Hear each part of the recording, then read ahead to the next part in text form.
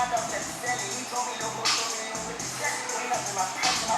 quit tagging and stuff because he's always too negative about stuff. I'm just like, there's really too negative.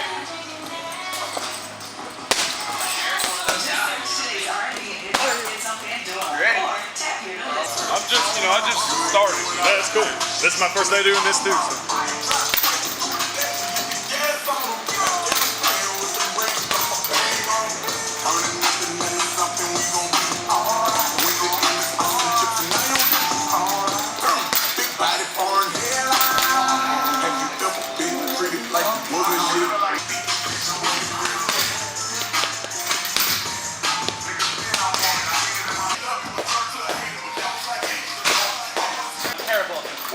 So.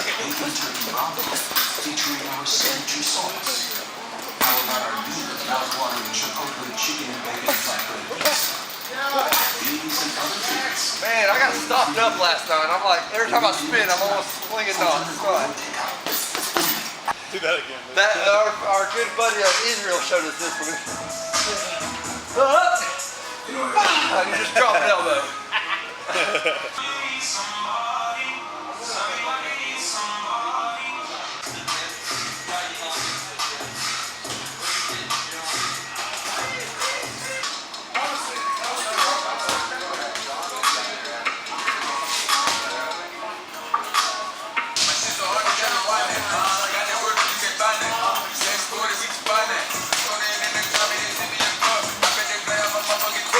The dude was 10-2, 9 knockouts, 2-0 in kickboxing, and 1-0 in boxing.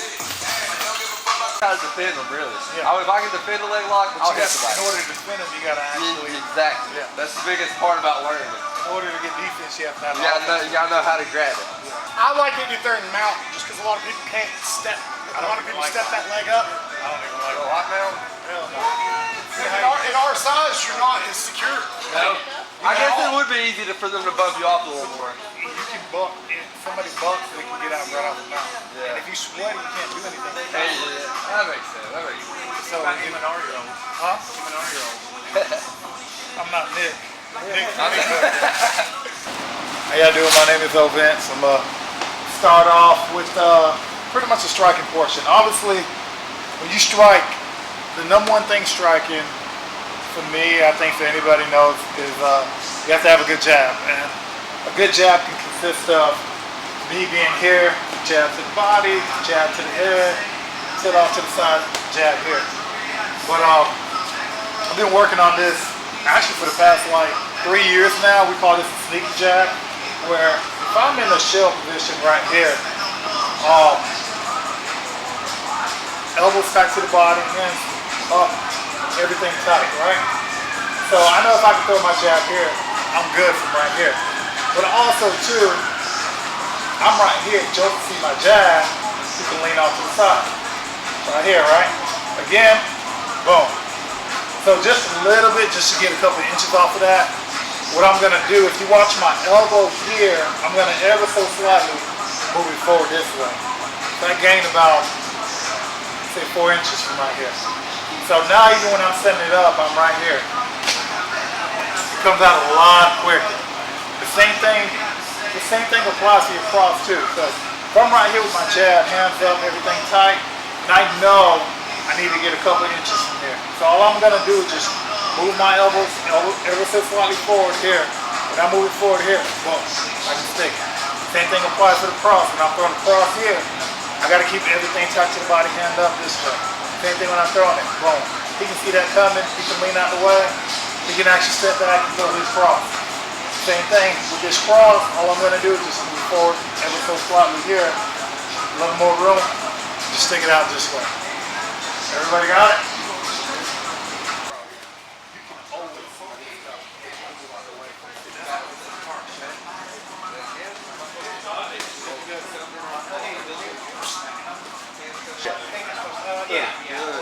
Put him hands up. You got hit in the head.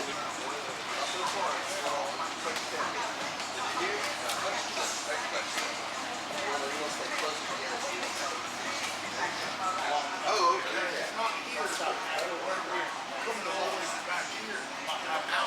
I'm back my chest. Yeah. Start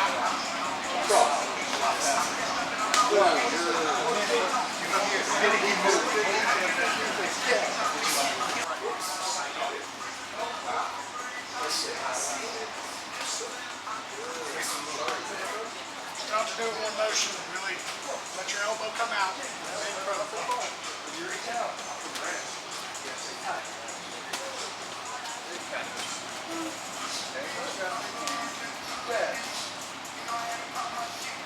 I'm going to understand it's just like an arm bar.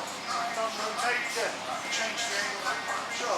So if I wanted to come straight down the center, I'm just going to with my hand. No power, no power. It's all here. Okay. No matter. I'm still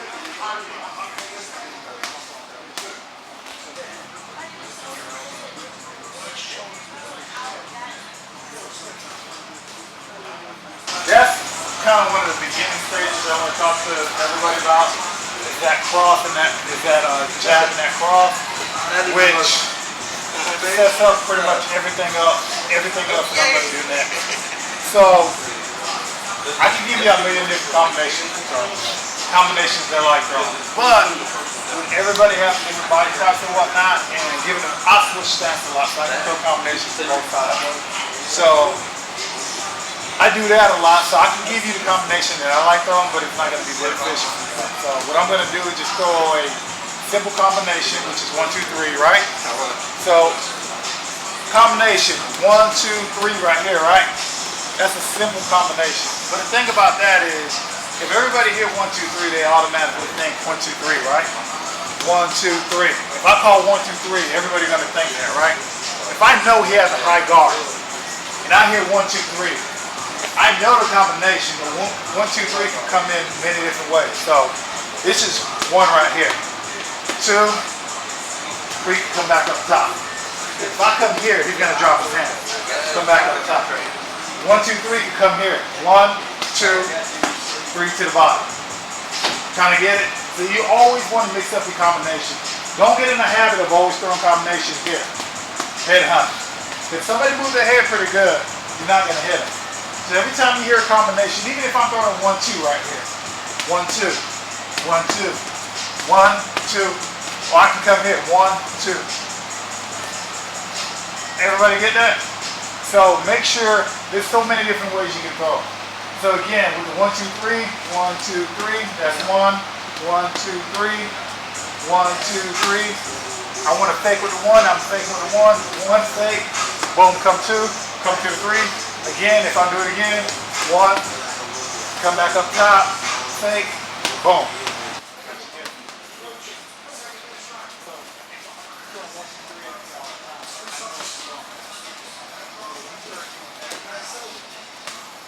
See, if I'm shooting a double one, I can shake that right here. When I shake right here, I want that leg to go back. And when that leg is coming back forward, boom, I can reshoot. Wrestling, they say the best time to shoot, the best time to reshoot. Yeah, exactly. Think about it that way. Wow. Yeah, you got those long ass arms. That's why it always sucks starting. I'm like, it doesn't matter what I do, I have to keep my distance. Connection.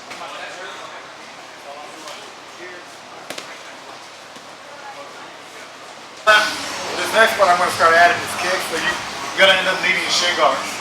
Usually when you throw a jab cross up, you always finish off with a leg kick, right? If I'm here throwing jab cross, even if I go to the body here, I'm always going to finish off with that leg kick. But again, everybody thinks when you throw a leg kick, you're doing a combination. Technically not. If I'm throwing this combination, jab cross, up to the body, and I throw this leg kick right here, I step off. I do not want to be finished. Because most people, sometimes I'll take a leg kick, I'll eat a leg kick to come here. Just because I know he's going to try to stop afterward. So, what I want y'all to do, this is going to be like a funny feeling. What you're going to start off is place your leg here on your partner. From here, I'm going to use my hips to push me back this way. So again, place my leg here, I'm going to use my hips to push back this way. So, we're going to end up finishing with is here. Finishing with that hook. So if I'm doing this again, with live. Jab, cross, hook to the body, here, hook. I'm using that momentum of the kick when it lands to bring myself back this way. I can finish it cross. Everybody got that? 1, 2, 3. That kick I stepped in. Wow. Buckle my knees. Hey, or Will, shit, you can grab mine up there.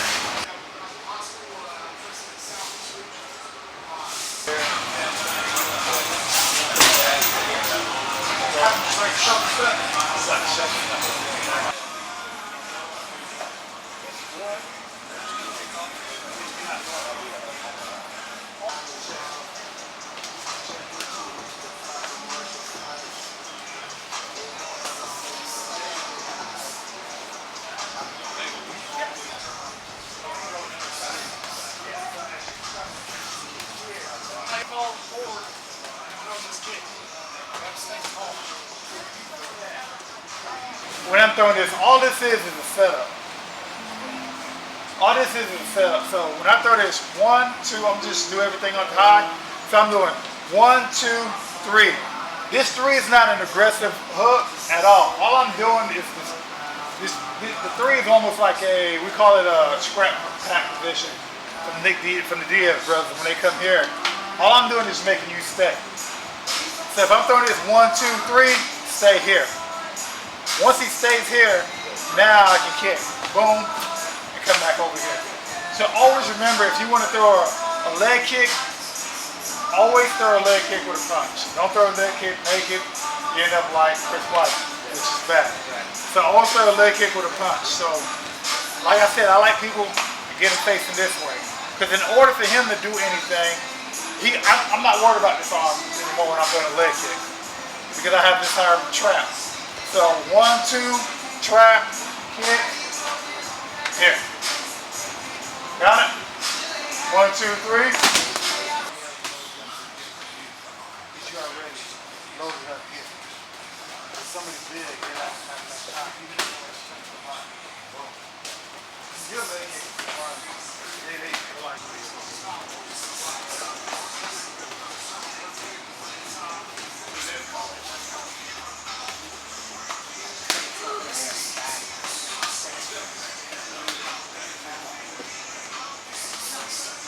So you need to work on you can walk through this, stop here, come here, place your shins here. You should use your shin to push off because you should feel it in your hip. Right? Push off. You will know it's good. You feel it. Yeah.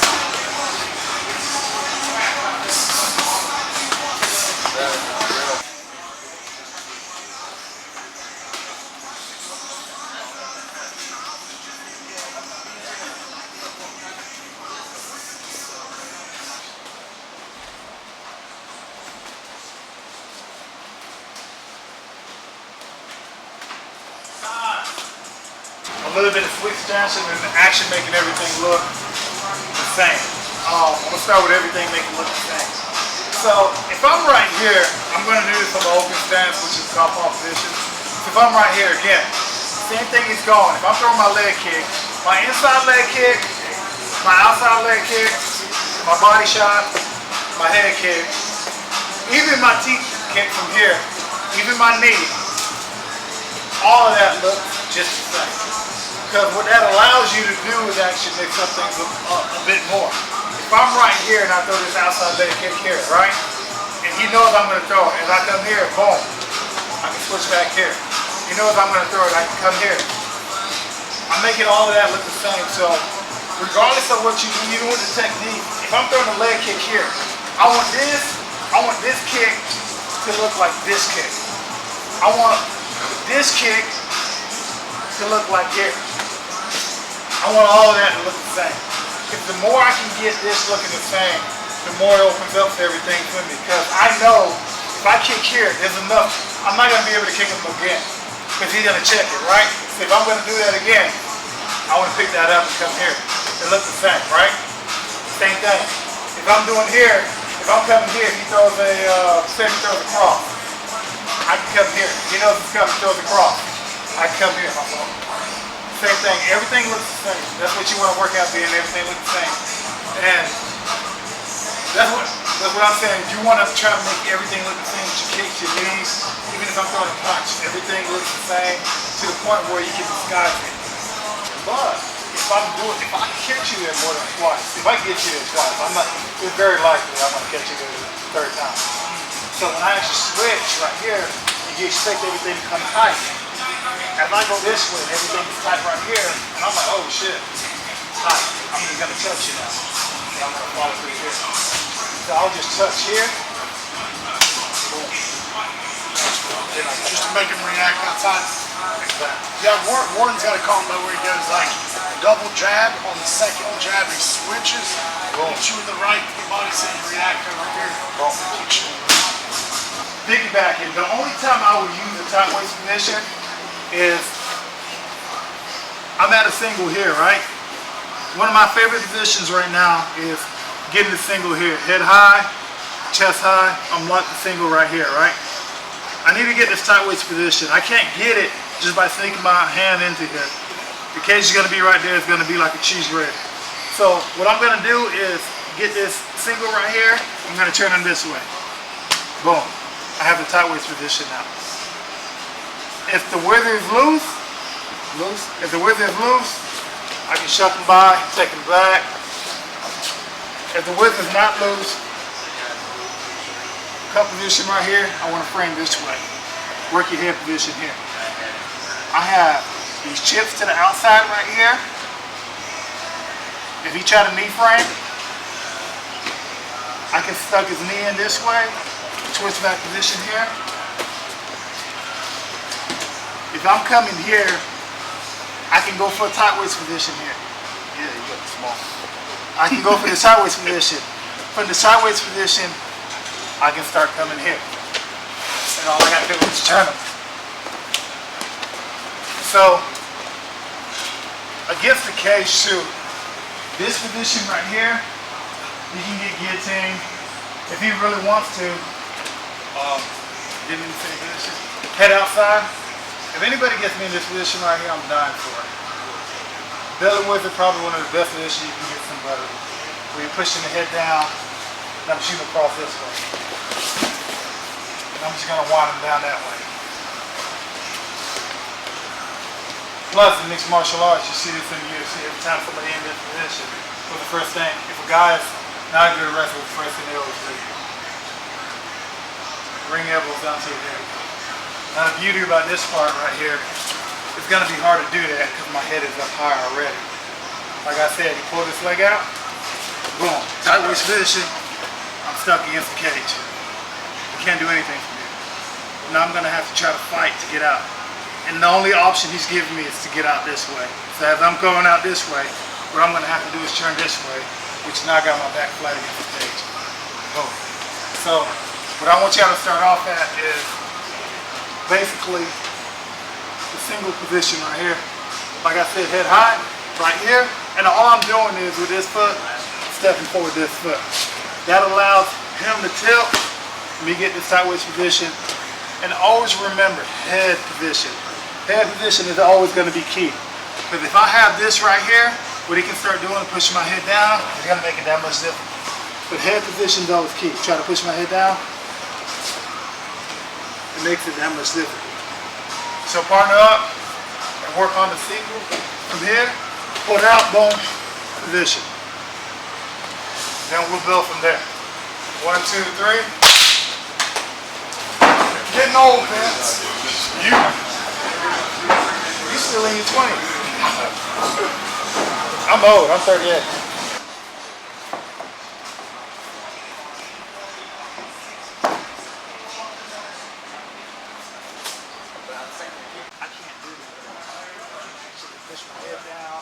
You feel comfortable right here, right? How comfortable do you feel here? Always stand for the small too. So I'm not thinking about two. Yep. Okay. Try that again.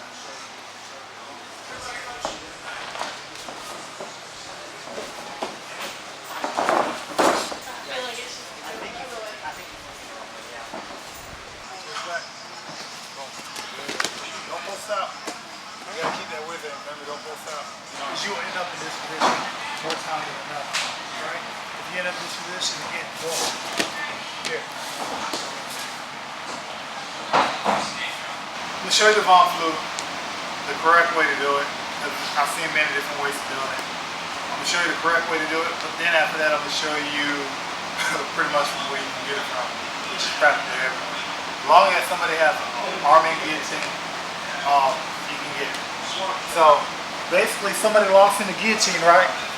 Once they lock it in, the way it works is his shoulder right here is going to be doing the choking, and my bicep is going to be doing the choking. So right now, he's in the safe spot. Are you good right here? You can't pull his arm out. So again, when I actually get this arm and put it over, you can't pull it out. Imagine having MMA gloves on. Completely locked in, can't do anything.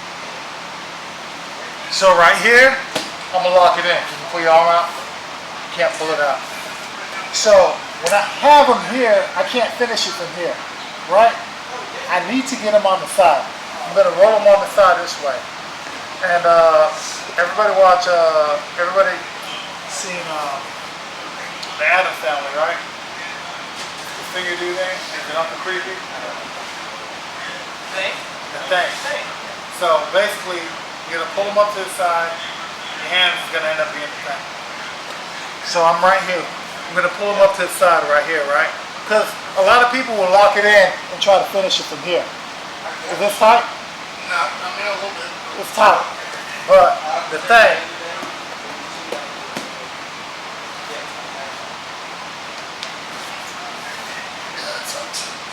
so what that allows is, again, he locks it in. If I just come straight down, it's not going to be tight. I'm going to constantly adjust. But if I start walking my hands this way, you can see I start stretching him out, especially his neck. And when I lock cable grip right here, so this hand right here on the bottom, right here. And this is already tight. Take this arm out, just because I don't want you to pass out. It's already tight. So when you finish this, technically when you finish this, I'm gonna finish it with a back set position. And it won't take long for them to pass out. Not long at all. So again, from this position, I have it here, locked in, and what I want to do, roll them to the side. I'm gonna do the thing, lock it in. Everybody work on that, and I'm gonna show you pretty much everywhere else you can finish it. On the guard, I'm on the, actually on the cage, the side mount, so. All right, 1, 2, 3. I remember you about caught me with something in Knoxville, and I was like, no, no, no. When you have it here, I can just lock it up here. But if you watch this part of her neck, when I actually, you see how it stretches out here? So once it stretches out, I can lock it up. When you actually lock both arms in the guillotine, somebody does it, you want to tap them by the time you got to tap them, by the time you can tap your arm and stuff. So I'm gonna do it to you. Guillotine right here, both of them. So I'm right here, right? Can you tap right now? Yeah, I could try. That's what a lot of people are like. I show a lot of people in the gym too, but I always tell them do it one arm. Because you need to tap. Because when I'm kicking my legs, yeah, basically go into panic attack. So most people won't tap with their legs, they tap with their hand. So a lot of people won't tap with their legs. When I'm in somebody's guard, what usually happens is where I'll fall in somebody's guard when it's ground position, and they happen to get my head right here. The first thing everybody want to do is try to pull the head out. I don't. Usually when that happens is we're in a position, say we're getting up, and he grabs the guillotine on me right here. The first thing I always do is I know I need to get to this opposite side. Regardless if I'm in side control or if I'm in half guard, I know I need to get to the opposite side. So what I'm going to do, I'm going to help him out. Staple, and I'm here. This is the best way I can get there. Now, if I happen to fall in that person's guard, or they happen to close their guard, again here, they close their guard, right? I'm not gonna choke. I want to come up here again, and when I come up here, what I'm gonna do is walk my hands this way. Elbow grip.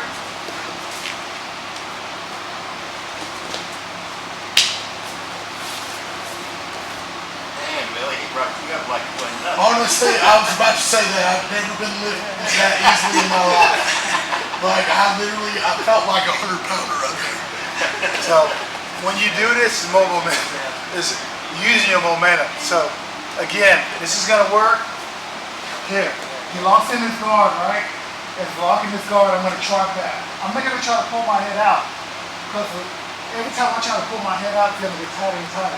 So I'm gonna stick my head in right here, right? Once I do this, come around, same thing. I'm gonna gable grip. When I gable grip, I'm gonna work down to my hip.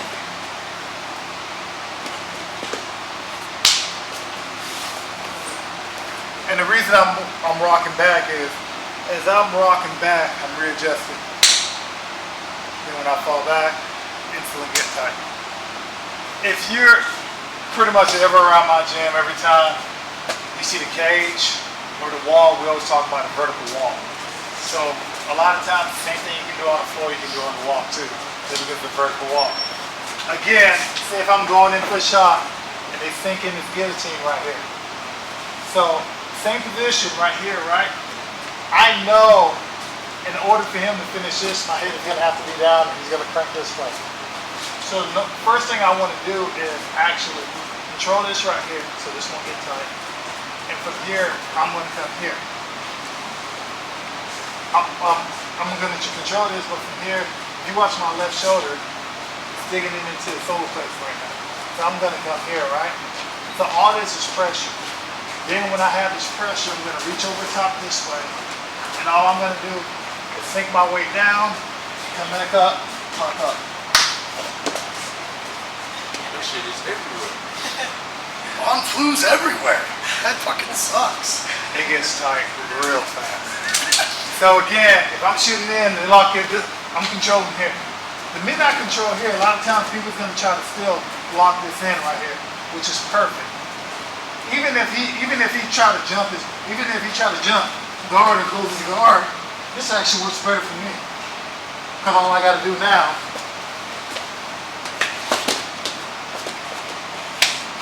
That's horrible. yeah.